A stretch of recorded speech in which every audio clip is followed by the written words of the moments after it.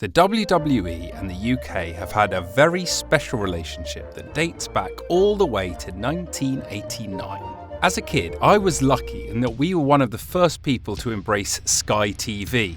I vividly remember having this massive dish on the side of the house that had to be at least 4 times the size of the dishes Sky uses now. Sky and the WWF had a lot of success with their very first event, which was shown in October of 1989 from London and featured a main event of Hulk Hogan versus Randy Savage. I would love to know if any of you guys watched this event on Sky. The Rampage years. In the early 90s, the WWE was huge in the UK. They capitalised on this in 1991 with the UK Rampage Tour. Why not take this Rampage to the United Kingdom? This tour was headlined with a TV special that was shown on Sky and featured a rematch from WrestleMania 7 with Hulk Hogan defending his title against Sergeant Slaughter. That same year, the WWE would return for their European Rampage tour, which featured the TV special The Battle Royale at the Albert Hall, which was also released on VHS. There would be UK Rampage tours in 1992 and 1993, with each tour getting a TV special. Let me know if you guys in the UK attended any of the shows on these tours in the comments below. The Summerslam we thought we would never see. The early 90s WWE and UK relationship really peaked in the summer of 1992 when they held Summerslam at Wembley Stadium in London. A sold-out crowd of over 80,000 fans saw what is still regarded as one of the greatest SummerSlam events of all time. In the UK, this event was not a pay-per-view, but instead it would actually be one of the first big shows that was shown on the premium service of Sky Sports.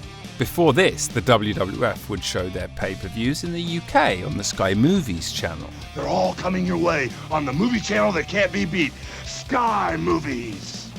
One night only. During the mid-90s, the WWF still toured the UK regularly, but there were no more TV specials. That would all change in 1997 with One Night Only. This, at the time, and all the way until 2003, would be the biggest WWF UK pay-per-view. They truly went all in with this, and the hype and promotion for it was just as big as any WWF event. This was not a TV special. This was the very first actual pay-per-view in the UK, where UK fans had to pay on top of their Sky Sports subscription for the event. One Night Only took place in Birmingham in September, and the main event was the very controversial match between Shawn Michaels and the British Bulldog for the WWF European Championship. This event would really stir things between Bret and Shawn. As well as that match, One Night Only also featured a fantastic match between Bret Hart and The Undertaker for the WWF Championship. Interestingly, Bret was supposed to face Steve Austin, and Undertaker was supposed to face Ahmed Johnson. But due to injuries, those matches never took place. I would love to read your comments about the mayhem the main event caused in the comments section down below. A proven success. As One Night Only was such a huge success, the WWF would host another UK pay-per-view event in December of 1998. This time it was called Capital Carnage, and this was a very fun show.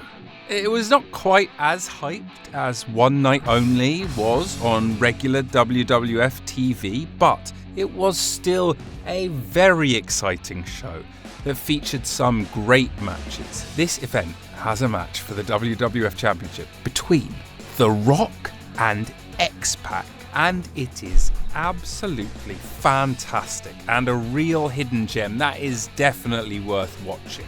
The main event of the evening was a fatal 4-way between Steve Austin, The Undertaker, Kane and Mankind. Capital Carnage was a very interesting night. This is the event that featured Jacqueline going fully topless which got one hell of a response from the crowd. Also, footballer turned actor Vinnie Jones was part of this event and would get involved during the main event. And sadly, this was also the show where Jim Ross would have an on-air Bell's palsy attack, which would keep him out of action until WrestleMania 15 in 1999. The original No Mercy. One thing that quite often gets overlooked when you look back at the history of pay-per-views is that the very first No Mercy pay-per-view actually took place in the UK. This happened on the 16th of May in Manchester and would feature a main event of Triple H going against Stone Cold Steve Austin for the WWF Championship. Later that year in September, WWF would run another No Mercy pay-per-view in the USA, and this would start an annual October pay-per-view that would run all the way until 2008. Truth be told, when looking back at the UK WWF pay-per-views, the one that is forgotten about, it's actually this first No Mercy. Like, what are your guys' thoughts on the WWF running two pay-per-views in 1999 with the same name? The Big Two.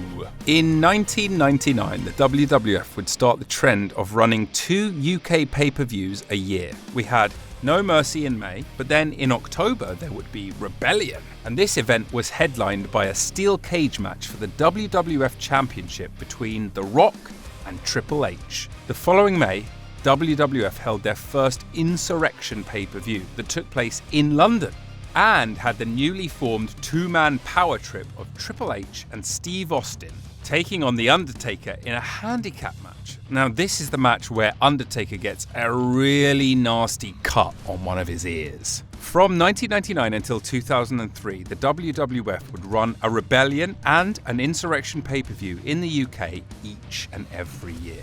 Eventually, these events would turn into pretty much house shows, but with much higher production values. But for the fans, they usually offered a fun night of wrestling.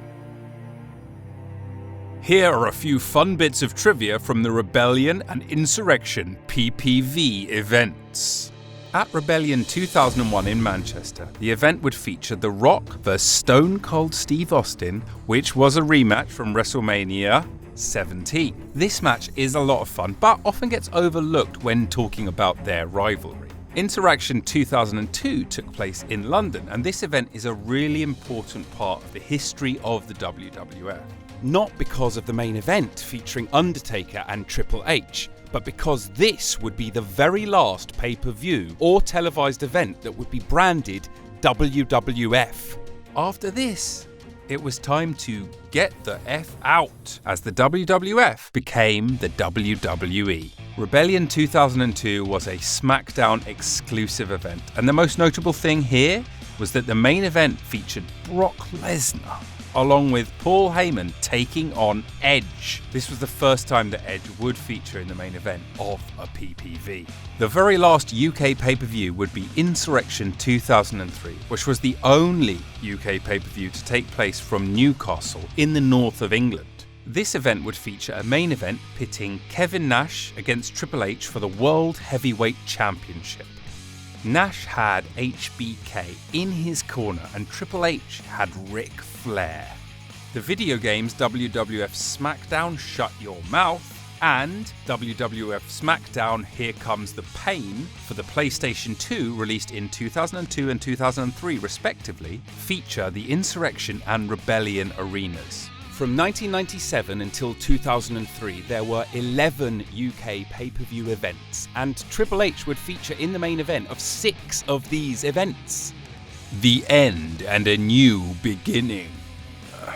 After Insurrection 2003, the WWE, as they were now known, decided to stop with the UK pay-per-views. Instead, they started filming Raw and Smackdown in the UK, with the first one taking place in October 2004.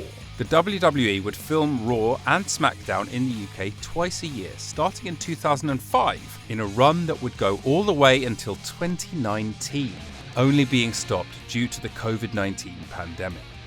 The UK WWF/E UK pay-per-view events may not be looked at as fondly as WrestleMania or Royal Rumble, but for the fans who attended these shows or who watched them live on Sky Box Office after paying their $14.99, they were then often seen as fun events.